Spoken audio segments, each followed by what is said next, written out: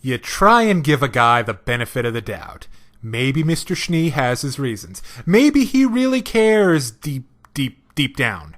But after he busts out the 1920s keep the little woman in her place slap, I think I'm done with this jerk. Rwby, punished, starts with Oscar, who's the new avatar of Professor Ozpin, for some reason. Maybe it's the O.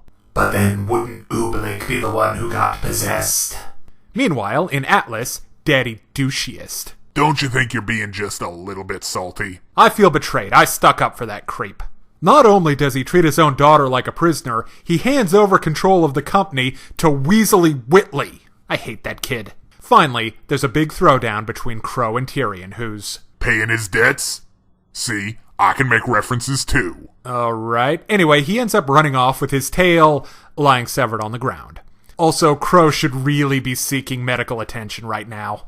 Basically, this episode has 3 different stories going on. The first one, the Oscar Oz buddy picture, is about as well executed on as C stories ever are. Apparently, at some point, Ozpin was in the same place Oscar is now, i.e. hearing voices and remembering things he wasn't there for. I think they're definitely making the right choice by working him in slowly and building his likability, with scenes like that playful banter with his aunt, as well as the mystery of how his aura got entangled with Ozpin's. Now for the part in Atlas. Honestly, I find the writing surrounding that whole plotline to be rather weak. Let's compare what we know about Atlas society with the White Fang, who are vastly better written. Adam and his flunkies have a legitimate grievance, but they've also clearly gone too far.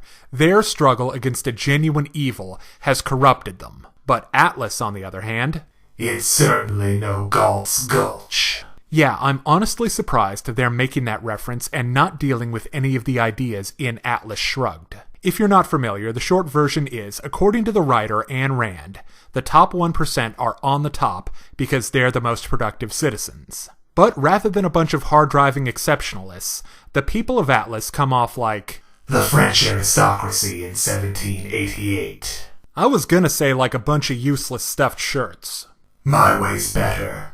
Finally, the action scene was really good right up until the end. Now, don't get me wrong, Qrow and the Hand of the Queen are fantastic. Especially when Qrow ditches the sword and starts in with his fists. The problem is Rwby. She starts off really good. It was awesome to see her, the girl with the sniper rifle, you know, acting like a sniper, providing covering fire and that sort of thing. Even though it's kinda weird that Imp can just shrug off high-powered rifle rounds like they're 22s or something, but that's not a big deal. But then she runs in there proclaiming, "This is my fight too," and of course Qrow gets hurt saving her. It's just really predictable writing, and it makes Rwby come off as arrogant and ungrateful. But other than that, really good fight. Okay, now it's time to break down the good and the bad in Rwby Punished. On the good side, the return of Oz and its ramifications for Oscar the Unlikely Hero, as well as a bad fight between veteran huntsmen. On the other hand, there's some poor writing for the Kingdom of Atlas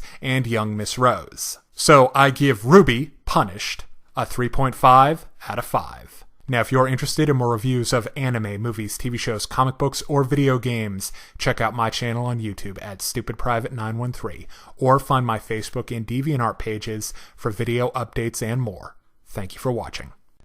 Hey kids, today's show is brought to you by the letter 4 and the number potato!